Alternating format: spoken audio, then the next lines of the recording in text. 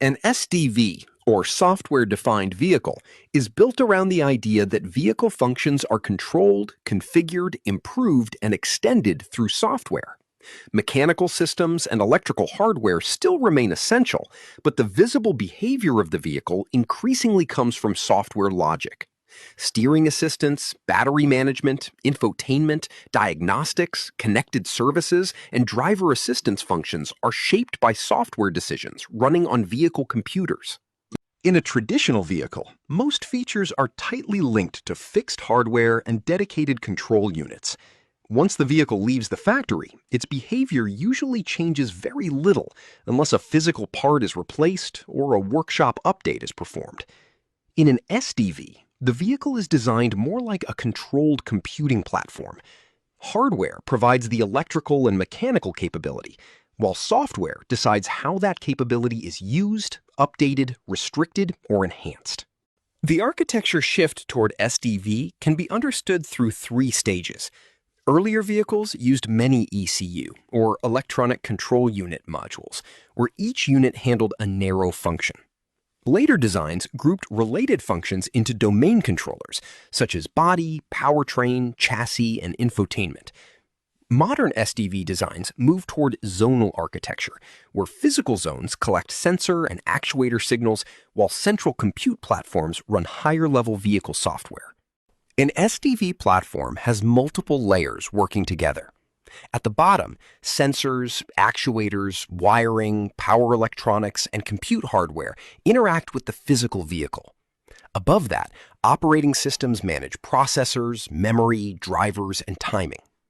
Middleware provides communication, service discovery, abstraction, and data exchange. At the top, applications and vehicle services implement features such as climate control, navigation, energy optimization, diagnostics, and driver assistance. An SDV platform has multiple layers working together. At the bottom, sensors, actuators, wiring, power electronics, and compute hardware interact with the physical vehicle. Above that, operating systems manage processors, memory, drivers, and timing. Middleware provides communication, service discovery, abstraction, and data exchange. At the top, applications and vehicle services implement features such as climate control, navigation, energy optimization, diagnostics, and driver assistance. In practical operation, vehicle data starts from sensors, switches, cameras, radar units, battery sensors, or network messages. This data reaches compute platforms through vehicle networks and input interfaces. Software services then interpret the data, check conditions, apply control logic, and create commands. The commands travel back through the vehicle network to actuators, displays, motors, relays, or controllers. The vehicle response is therefore produced by coordinated software execution. Responsibility separation is important in SDV architecture.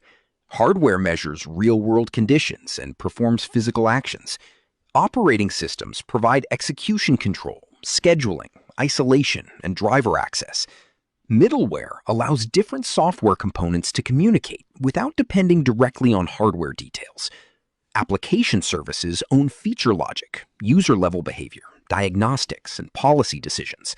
Cloud-connected systems support updates, remote monitoring, configuration, and fleet-level data analysis.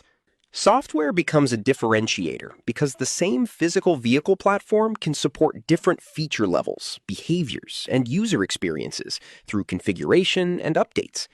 Original equipment manufacturers can improve features after production, correct software defects, adjust calibration, and introduce controlled feature unlocks.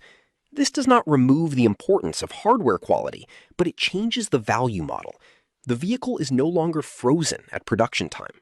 In production, SDV requires disciplined integration between vehicle engineering, software engineering, cybersecurity, functional safety, cloud platforms, and service operations.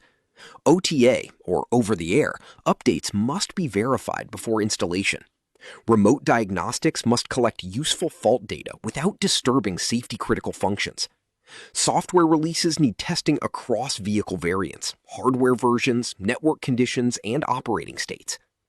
SDV therefore changes both vehicle architecture and engineering workflow. The central mental model is simple and important.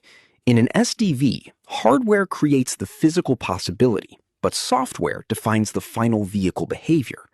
The architecture moves from many isolated control units toward more centralized and service-based computing. Vehicle data becomes available to software services, decisions are made through structured logic, and features can evolve after production. SDV is therefore an architectural shift, not only a new feature label. The next lecture continues from this foundation by examining the limitations of traditional vehicles. That lecture explains why tightly coupled hardware and software, rigid feature design, and difficult update paths created the need for software-defined vehicle architecture.